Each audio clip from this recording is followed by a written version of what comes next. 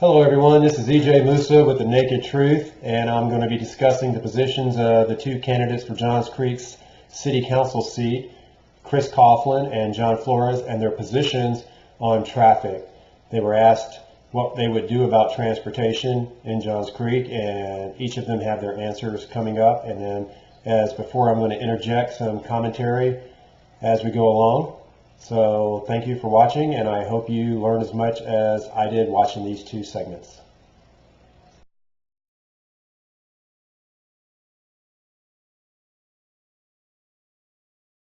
That traffic is a challenge for Johns Creek. What specific plans or ideas do you feel should be considered? So we've got quite a number of methods to address traffic. They'll all add incremental value. One of them is synchronizing lights. You say it's one of the most advanced software, but I requested that we see how effective our current intelligent traffic system is. I'd like to see the before data and the after data of implementation. That doesn't exist. We have no way to determine the efficacy of our ITS.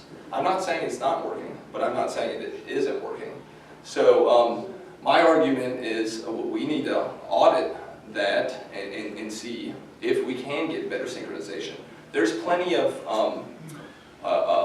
vendors out there that can provide even more advanced software than we currently have. One of them's local, Metro Tech, SureTrack in Pittsburgh.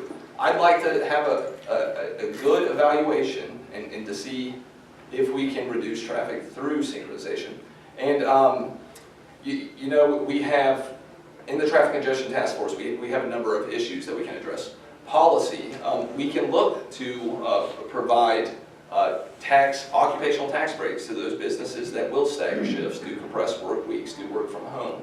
We're in the Traffic Congestion Task Force. We have Alcon, Macy's, State Farm's leaving, but they're still at the table. Emory Johns Creek that are looking to provide value to the residents by impacting how they traverse through Johns Creek. We're working with Fulton County Schools. President McCain graciously put some of our transportation folks where we can do things like improve bus ridership.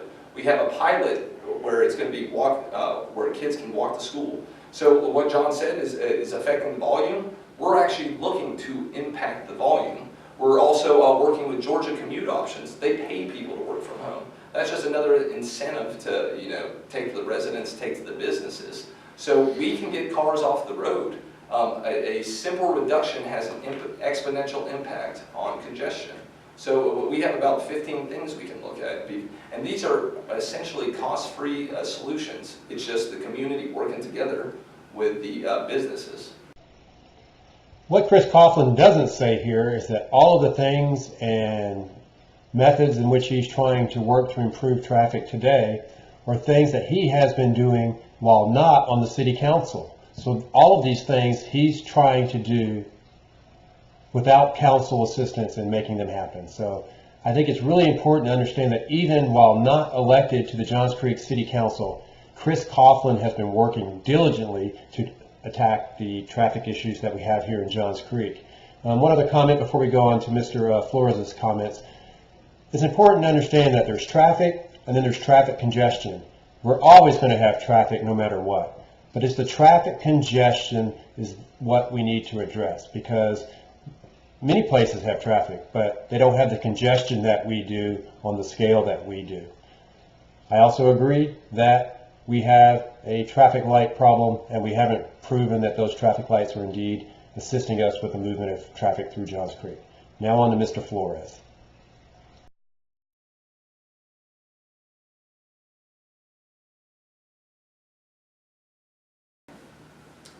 John, this is your last question from me. Everyone has stated that traffic is a challenge for Johns Creek. What specific plan or ideas do you feel should be considered? Again, it goes back to, you got to take a comprehensive look at the problem. You have to take a look at the possible solutions and in terms of a lens of what creates a long-term sustainable solution to the traffic problem. It begins with the volume, which we've talked about ad nauseum. There's 30,000 too many cars a day coming through the city of Johns Creek. Okay, so I told myself I wasn't going to interrupt and make comments like I was doing on the other videos yesterday, but Mr. Flores' comments here just make me hit the pause button. We talked about traffic volumes ad nauseum. If he already feels that way, I'm really concerned, because that is going to be the issue in Johns Creek City Council going forward over and over again. Second, he quotes some numbers on traffic volumes saying we're 30,000 over. I would like to know where Mr. Flores got those numbers, because I'm rather certain he got them from city staff and not from any actual research he's done on his own, because A, it's not being a complete picture of the city of Johns Creek in traffic, because 141 by itself has 55,000 vehicles. State Bridge Road has 45,000 vehicles. We're not looking at volumes on Jones Bridge Road, Abbott's Bridge Road, Old Alabama Road. So there are a lot of other roads, and so the total traffic volume in Johns Creek is much higher than 50,000 vehicles, and that we're 30,000 over capacity. So I would encourage Mr. Flores to go and dig into the data himself rather than just repeat what the city staff has said. But sorry for the interruption. Let's continue. We have to look at, from an inter-community standpoint, inter-city standpoint, what are other cities doing?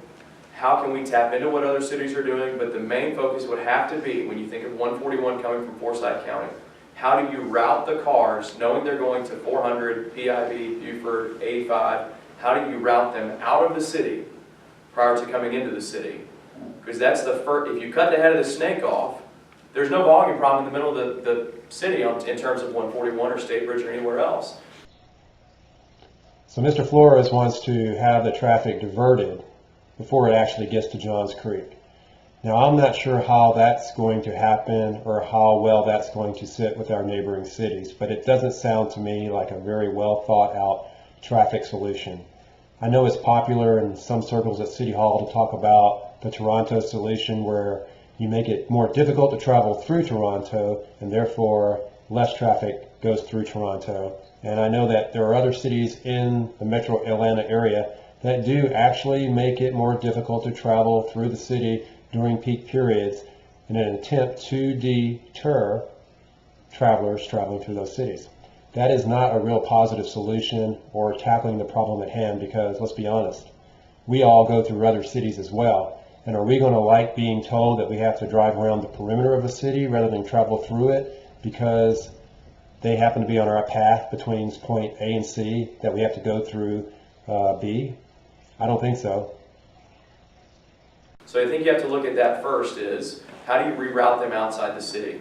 Now, there's other nominal things that you can do in terms of software upgrades, but I don't think it's a wholesale type of change. And so to me, the core problem is the volume problem. Route them out of the city before they come into the city. So Mr. Flores ends his conversation with a comment on traffic volumes, and that's more or less the root cause of traffic in Johns Creek.